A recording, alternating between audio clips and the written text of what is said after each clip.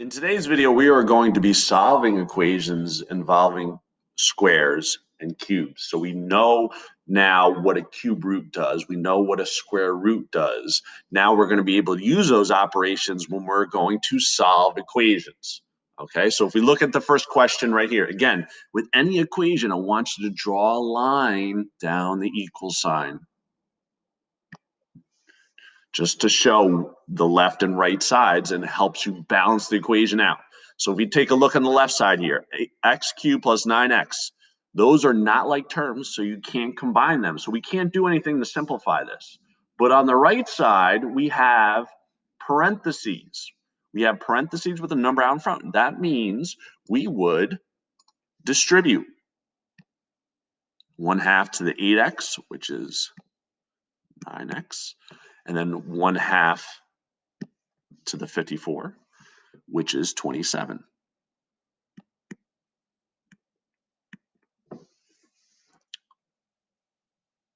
Okay, and I'm going to bring the other side down.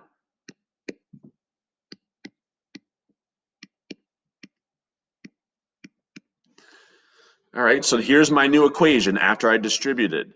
Now, what I want to do is I want to leave the highest exponent over here. I want to bring this over here. I want to bring everything to this side and leave the highest exponent here. So I'm going to leave this term. You want to leave the one with the highest exponent where it's at. Okay, so I'm leaving this. And I'm going to instead minus 9x from both sides. What do you notice when you do that? What do you notice when you do that? These cancel and these cancel. So these cancel and these cancel.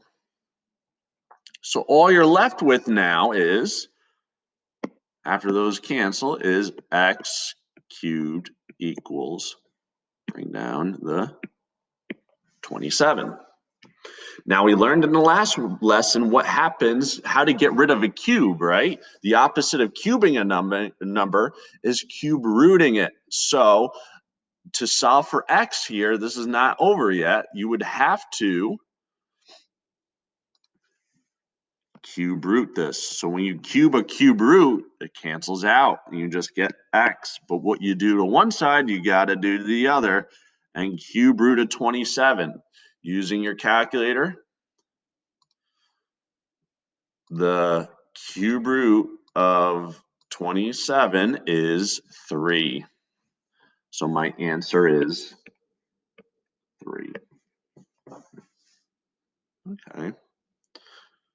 And you could check by plugging it back in, but I'm not going to get into that. Okay, let's look at another one. This one right here. Again, automatically line down the equal sign. I can't simplify anything on this side. I have like terms over here. You have 5x minus 5x, right? What's 5x minus 5x? They cancel out to 0x. So really, these cancel out on this side. So I'm left with, was that a negative? I think it's a negative. Positive. Ooh, good thing I checked. Okay, so this is left with a positive 67 over here.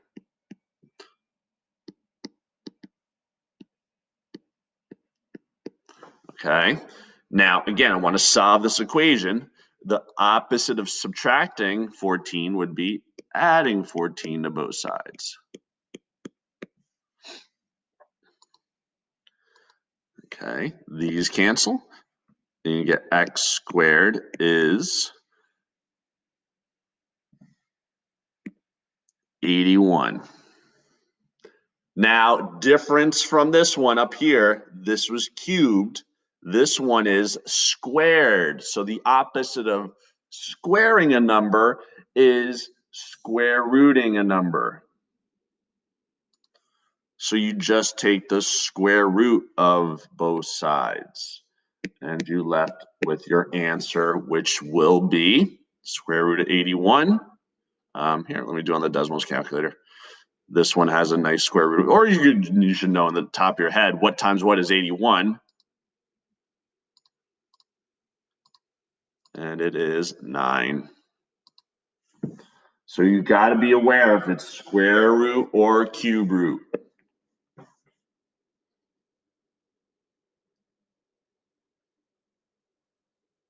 Okay. Let's look at one more here.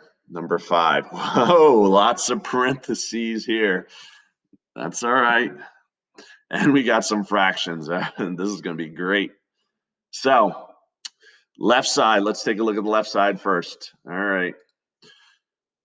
I can distribute 4x squared times x is 4x cubed.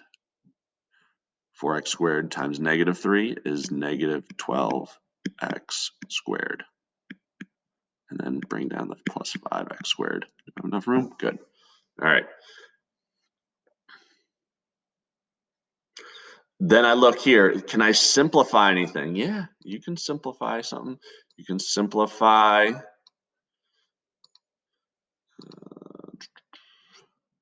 can simplify these two right here, right? Those are like terms. Negative 12x squared plus 5x squared is negative 7x squared. This I can't simplify. They're not like terms, so I just leave it. All right. Now let's look on the right side. Let's distribute that bad boy. 1/2 x times 2x squared is x, 1x cubed. 1/2 x times negative 14x is negative 7x squared. And then I bring down the plus 24. All right, this one doesn't have any like terms. So I can bring everything down here to my new equation.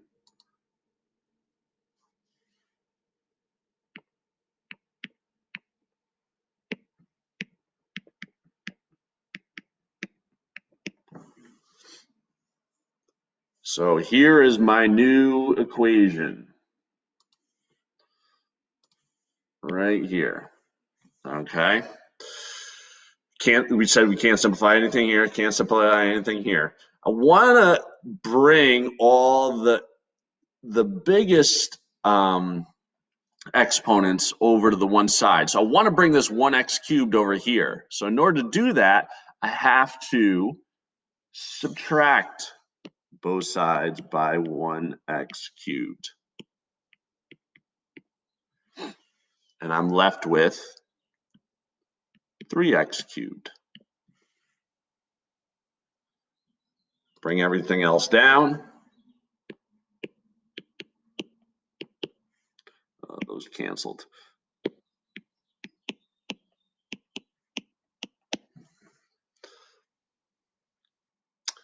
All right.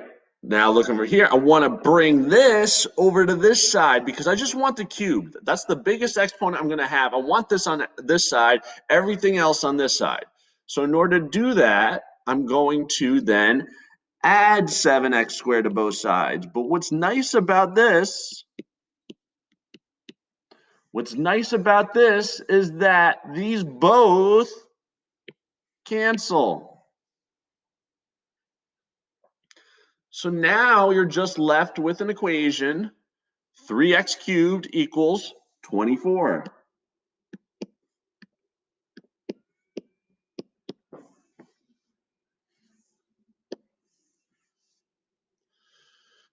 I want to get rid of the coefficient before the exponent. Okay, the exponent comes at the end. So in order to get rid of the coefficient, what I have to do is divide both sides by 3.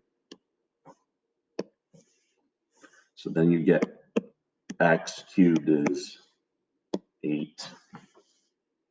Now I can get rid of the cube by cube rooting both sides. And I know this off the top of my head. What times what is 8? It is 2. So my final answer is 2. And if I plug 2 back in, it would work. All right, so I know this was an intense one because you had fractions, you had parentheses, you had combining like terms, you had a bunch of stuff going on.